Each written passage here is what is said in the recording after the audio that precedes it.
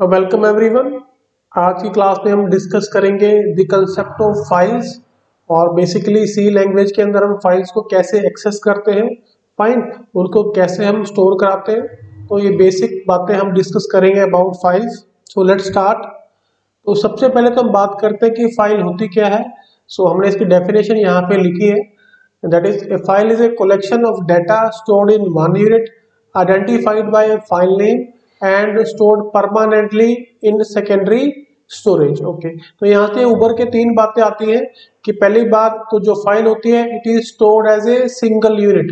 Fine, एक single unit के अंदर हम इसे स्टोर करते हैं और इस फाइल का एक नाम होता है, नेम हो गया।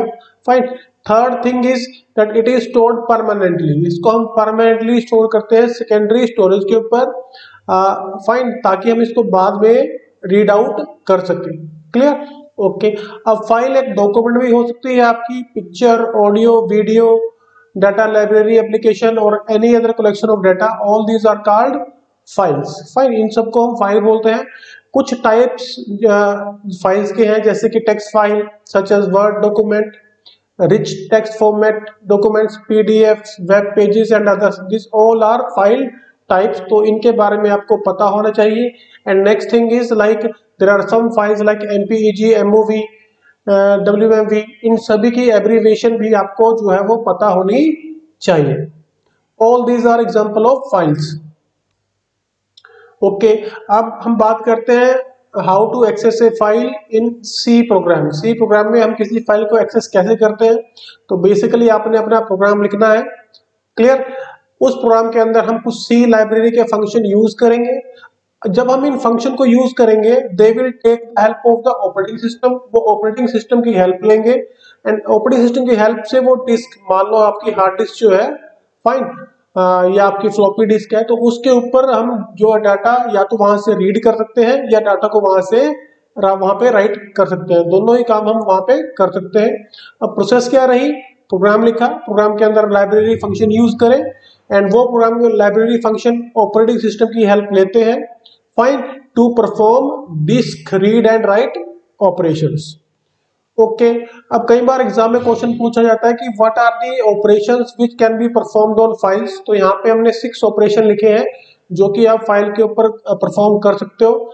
लाइक क्रिएशन ऑफ नई फाइल बनाना, एक पुरानी फाइल को ओपन करना, फाइल में से रीड करना, फाइल के अंदर राइट करना, फाइल के अंदर मूव करना। ठीक है, कई बार होता है कि फाइल बहुत बड़ी होती है, suppose you want to go to the middle part, आपने मिडल पार्ट में जाना है, तो using seek operation we can go to the middle part also. The last operation is closing a file, file को हमें क्लोज करना पड़ता है। Fine, so these are the operations और इन सभी ऑपरेशन को हम एग्जांपल की हेल्प से इस क्लास के अंदर समझेंगे। ओके, तो बेसिकली हम सबसे पहले एक एग्जांपल लेते हैं, एक सिंपल सा। इस एग्जांपल के अंदर हम काफी सारे कंपोनेंट्स को जो है वो रीड करेंगे, देखेंगे, और एक बार हम आपको ये बेसिक प्रोग्राम अगर समझ में आ गया तो it will be very easy for you to understand the concept of files. तो सबसे पहले हमने हेडर फाइल यहाँ पे studio.h यूज करी है और एक मान के चल रहा हूँ कि मेरे पास एक जो है फाइल है जिसका नाम है pr1.c। ये फाइल आप लोगों ने सबसे पहले अपने कंप्यूटर में बना लेनी है। ठीक है, इसके अंदर कुछ भी टाइप कर लेना है, मान लो आपने कोई प्रोग्राम ही टाइप कर लेना है, सपोज आप एडिशन का प्रोग्राम इसके अंदर टाइप कर लो। क्लियर? ओके, तो मुझे दो चीज चाहिए इस प्रोग्राम को रन करने के लिए। वन इज हेडर फाइल ले ली, सेकंड इज माय फाइल, जिस फाइल का कंटेंट मैंने देखने हैं। अब सपोज करो मेरे पास कंप्यूटर में पहले से ही फाइल बनाई है जिसका नाम है pr1.c।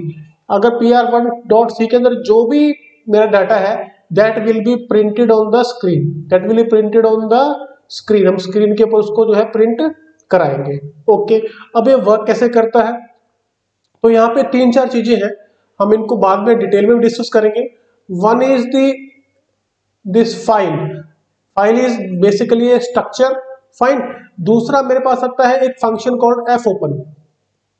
एफ ओपन कब यूज करते हैं हम, किसी फाइल को ओपन करने के लिए। फिर तीसरी चीज आती है मोड, कि हमने फाइल को किस मोड के अंदर जो है ओपन करना है। बहुत सारे मोड्स हैं, अपनी आने वाली नेक्स्ट क्लास के अंदर हम डिफरेंट मोड्स को जो है वो स्टडी करेंगे। फाइन, ओके, उसके बाद एक फंक्शन हम यूज कर रहे हैं जिसका नाम है एफ गेट सी। क्लियर। अब जो एफ गेट सी फंक्शन है ये क्या करता क्या है, it reads a character, it reads a character, एक कैरेक्टर को रीड करता है फाइल के अंदर से। फाइन। उसके बाद हम यूज करेंगे F close function. F close जो फंक्शन है ये फाइल को परमानेंटली क्लोज कर देता है। तो ये सारे काम हैं जो हम इस प्रोग्राम के अंदर जो है डिस्कस करेंगे। ओके, तो सबसे पहले जब भी मैंने फाइल को एक्सेस करना है then I need a pointer variable, तो मुझे पॉइंटर वेरिएबल चाहिए। फाइन। ये पॉइंटर वेरिएबल क्या करता है, मान लो ये आपकी फाइल है जिसके अंदर आपने बहुत सारा डाटा स्टोर किया हुआ है, मान लो ए बी सी डी, ठीक है, मान लो डी अगेन ए जेड पी, इस तरह से आपने डाटा जो है वो स्टोर किया हुआ है फाइल के अंदर। तो हमें क्या करना पड़ता है, we need a pointer. Fine. And that pointer will always point to the starting of the file, file की स्टार्टिंग को हमेशा पॉइंट करता है। तो अगर मैंने पॉइंटर लेना है तो उसके लिए हमारे पास एक स्ट्रक्चर होता है जो कि इनबिल्ट है stdio.h के अंदर, जिसका नाम है फाइल। इस टाइप का आपने एक पॉइंटर टाइप वेरिएबल ले लेना है। यहाँ पे हमने पॉइंटर टाइप का जो नाम रखा है वो रखा है fp, आप कुछ भी नाम यहाँ पे रख सकते हो। एक वेरिएबल लिया, ठीक है, ch करेक्टर टाइप का। देन हमने लिखा एक लाइन, ये इंपॉर्टेंट लाइन है, इस सबको समझनी है। fp is equal to f open, ठीक है जी। f open function, f open function क्या करता है, ये फाइल को ओपन करता है, जो भी आपकी हार्ड डिस्क के ऊपर फाइल पड़ी है उसको ओपन करेगा। कौन सी फाइल ओपन करनी है, ये वाली, ठीक है जी। और जो दूसरा जो आर्गुमेंट है that is the file opening mode, किस मोड के अंदर हमने वो फाइल को ओपन करना है। यहाँ पे लिखा है आर, आर मतलब रीड, अगर यहाँ पे डब्ल्यू होता मतलब राइट, ठीक है। तो काफी तरह के हमारे पास ये मोड है, इसको हम डिटेल में आने वाली क्लासेस के अंदर जो है वो डिस्कस करेंगे। ओके, अब जैसे ये फाइल ओपन होएगी तो उसका जो जो स्टार्टिंग है फाइल, उसका जो मेरे पास फर्स्ट मान लो ये भाई यही फाइल थी, इसका जो मेरे पास स्टार्टिंग एड्रेस है यहाँ वाला, it will be copied into FP, वो एफपी के अंदर आ जाएगा। फाइन। ओके, व्हाइल वन, हमने यहाँ पे एक इनफाइनाइट लूप को यूज किया है। क्या यूज किया है, इनफाइनाइट लूप को। अब ये लूप तब तक चलेगी जब तक कि मैं पूरी की पूरी फाइल को रीड नहीं कर लेता, ठीक है जी। कब तक चलेगी, जब तक कि मैं पूरी फाइल को रीड नहीं कर लेता। अब ये कब रुकेगी, ये तब रुकेगी, एक स्पेशल कैरेक्टर होता है जिसको हम बोलते हैं EOF, इसका मतलब है एंड ऑफ फाइल। जैसे ही मुझे एंड ऑफ फाइल मिल जाएगा, जैसे मुझे एंड ऑफ फाइल कैरेक्टर मिल जाएगा, व्हाट विल हैपन, हम वहां पे इस प्रोग्राम से बाहर आ जाएंगे, ठीक है जी। ओके, नाउ यू सी, हमने शुरू कर दिया while one, ch is equal to f get c fp, clear. Okay, fp क्या है, ये है, इसके अंदर क्या है, स्टार्टिंग एड्रेस है। अब जैसे f get c, फाइल में से गेट करो एक कैरेक्टर को, तो जो भी फर्स्ट कैरेक्टर होगा, मान लो a है, सो वो आ जाएगा ch के अंदर, क्लियर। अब नेक्स्ट जो लाइन है, यहाँ पे हम वो चेक करते हैं कि क्या हम फाइल के एंड में तो नहीं आ गए हैं। हमने देखो यहाँ पे लिखा EOF, EOF क्या होता है, it is a special character at this indicates and of file, and of file को इंडिकेट करता है। अगर ऐसा मुझे मिल जाता है, अगर मुझे एंड ऑफ फाइल मिल गया तो मैंने कर देना ब्रेक, ब्रेक क्या करता है, हमें लूप से बाहर निकाल देता है, तो अब इस इनफाइनाइट लूप से बाहर आ जाएंगे, क्लियर। अदरवाइज अगर एंड ऑफ फाइल नहीं है देन printf %ch के अंदर जो भी है, इस केस के अंदर a है, उसको आप जो है प्रिंट कर दो, वो आपका प्रिंट हो जाएगा स्क्रीन के ऊपर।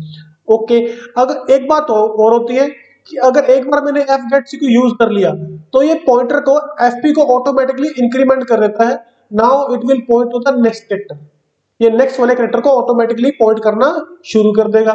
तो नेक्स्ट टाइम ये जब भी आपका fgetc चलेगा तो ch के अंदर क्या आएगा, नेक्स्ट कैरेक्टर, मान लो b will be stored into this ch।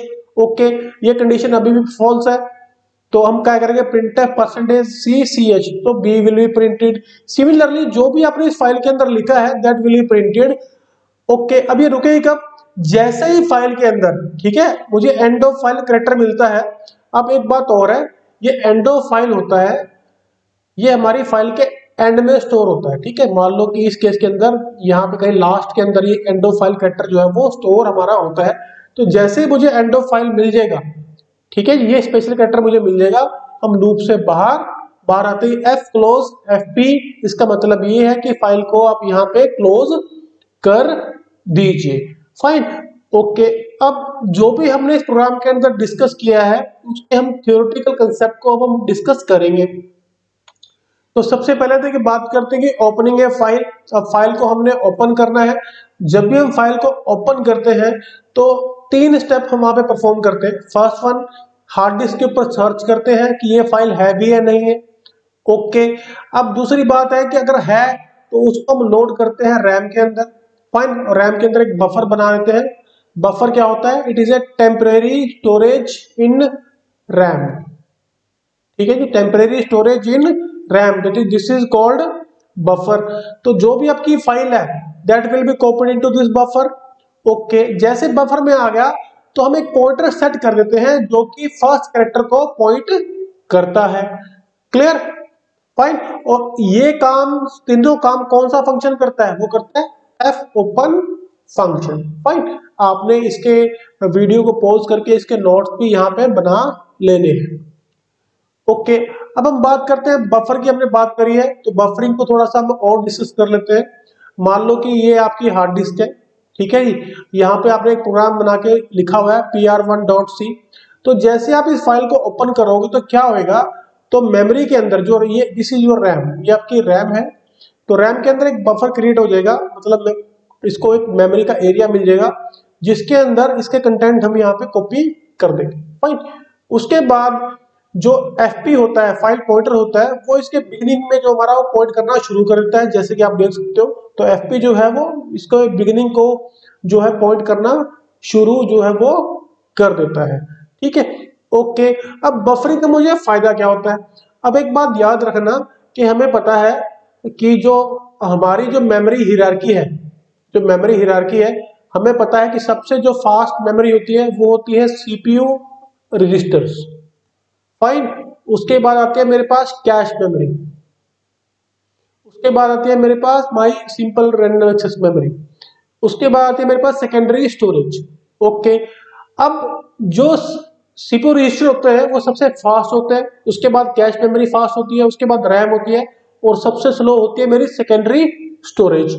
Okay, अगर मैं हर एक कैरेक्टर को रीड करने के लिए बार बार हार्ड डिस्क को एक्सेस करूंगा तो हमारा बहुत ज्यादा टाइम जो है वो कंज्यूम हो जाएगा, क्योंकि जो हार्ड डिस्क है, fine, that is a secondary storage, वो काफी स्लो होती है। तो हम क्या करते हैं, जानबूझ के उसे एडवांस के अंदर ही, मेमोरी के अंदर मतलब रैम के अंदर कॉपी कर लेते हैं ताकि हम फटाफट से उस फाइल को एक्सेस कर पाए। इसके नोट्स हमने यहाँ पे लिखे हैं, आप उसको नोट डाउन कर सकते हैं। अब हम बात करते हैं फाइल की एंड एफ ओपन फंक्शन की। इसकी जो थ्योरी हमने यहाँ पे लिखी है, तो basically file is a structure, ये एक स्ट्रक्चर है, ठीक है, और जो कि stdio.h के अंदर इंक्लूड होता है। अब जैसे ही आप फाइल का एक पॉइंटर बनाते हो तो जो फाइल के साथ बहुत सारी इंफॉर्मेशन होती है, जैसे कि ओपनिंग मोड फाइल का साइज, ठीक है जी, okay, place in the file from where the next read operation would be performed etcetera. तो बहुत सारी इंफॉर्मेशन होती है फाइल के रिगार्डिंग। तो जैसे ही हम फाइल का एक पॉइंटर वेरिएबल लेते हैं तो ऑटोमेटिकली ये जो इंफॉर्मेशन है हमारे पास इस एफपी नाम के पॉइंटर के अंदर हमारी जो है वो स्टोर हो जाती है। ठीक है जी, एफपी के अंदर हमारी सारी की सारी इंफॉर्मेशन जो है वो स्टोर हो जाती है यहाँ पे। क्लियर? ओके, अब बात करते हैं एफ ओपन की। एफ ओपन जैसे कि हमने यहाँ पे डिस्कस किया था यहाँ पे। क्लियर? तो एफ ओपन क्या करता है? It opens A file in A given mode. एक गिवन मोड के अंदर हमारी फाइल को ओपन कर देता है। इसके दो पैरामीटर होते हैं, there are two parameters, one is file name, file का नाम, और दूसरा है फाइल ओपनिंग मोड। दो चीजें हमें इसको बतानी पड़ती है, ठीक है जी। तो दोनों चीजें हमें पता होनी चाहिए। ओके, एक बात और है कि इन केस कि मान लो फाइल है, फाइल किसी वजह से हम उस फाइल को ओपन नहीं कर पाए, ठीक है जी, जैसे कि मान लो यहीं पे हम फाइल को ओपन कर रहे हैं, ठीक है, और ये फाइल किसी वजह से ओपन नहीं हो पाई। अगर ये ओपन नहीं हो पाएगी तो क्या होगा? This f open function will return a null value. ये क्या रिटर्न करेगा? नल वैल्यू को रिटर्न करेगा। तो हमें इस बात का ध्यान रखना होता है कि अगर एफ ओपन ने नल रिटर्न किया है तो हमने वहीं पे रुक जाना है और कोई काम नहीं करना, क्योंकि फाइल जो है वो ओपन नहीं हो पाई है। ओके, अब फाइल से रीड कैसे करते हैं, जैसे कि हमने एक फंक्शन बनाया यूज किया है fgetc, तो ये क्या करता है, इस फाइल पॉइंटर से एक कैरेक्टर को रीड करता है और उसके बाद इस पॉइंटर को इंक्रीमेंट कर देता है वन लोकेशन से, ठीक है। तो fgetc का, इसके अलावा और भी बहुत सारे फंक्शन हैं जो हम आने वाली क्लासेस के अंदर डिस्कस करेंगे। ओके, अब बात करते हैं एंड ऑफ फाइल मैक्रो की। इसको हमने यूज किया है अपने प्रोग्राम के अंदर। तो जैसे कि हमने बताया था कि एंड ऑफ फाइल क्या है, it is a special character, ठीक है जी, and it is inserted at the end of file. File जहां खत्म होती है वहां पे हम इसको इंसर्ट करते हैं और इसकी जो आस्काई वैल्यू है वो है 26, ठीक है जी, दैट इज 26। अगर हमें 26 कहीं मिल जाता है तो इसका मतलब ये है कि भैया मैं फाइल के एंड में पहुंच चुका हूं, फाइन। तो आप इसको नोट डाउन भी यहाँ पे कर सकते हो। और एंड ऑफ फाइल जो है it is A macro, fine, ये एक मैक्रो है, क्लियर। ओके, अब बात करते हैं ट्रबल्स इन ओपनिंग ए फाइल। कई बार होता है कि हमारी फाइल जो है ओपन नहीं होती, तो जैसे कि हमने डिस्कस किया था, मान लो यही फाइल है, अगर ये ओपन ना हो पाए तो इन दैट केस जो fp है, f ओवर फंक्शन है, it will return a null value, fine, और null will be stored in this fp and then we will check कि क्या fp नल के बराबर है। अगर है तो इसका मतलब ये है कि फाइल मेरी ओपन नहीं हुई है और हमने प्रोग्राम से एग्जिट जो है वो कर जाना है, ठीक है, इस बात का आपने ध्यान रखना है। अब फाइल को क्लोज करना है, ये भी फाइल का एक ऑपरेशन है, तो उसके लिए फंक्शन आता है f क्लोज। जैसे ही आप f क्लोज करोगे फाइन, तो फाइल आपकी जो है बंद हो जाती है और बंद होने के साथ वो तीन काम हमारे परफॉर्म होते हैं।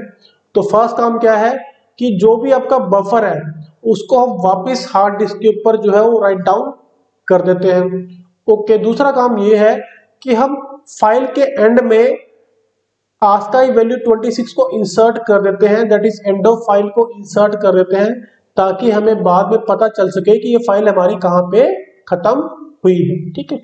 ओके, उसके बाद बफर को हम एलिमिनेट कर देते हैं, मतलब रैम के अंदर उसने जो स्पेस लिया था उस स्पेस को हम जो है फ्री कर देते हैं। ओके, अब मान लो आपने बहुत बड़ी फाइल ओपन कर ली है, you have open a large file, ठीक है जी, तो जो आप बफर बनाओगे, क्लियर, तो हो सकता है कि वो बफर के अंदर पूरा डाटा ना आए।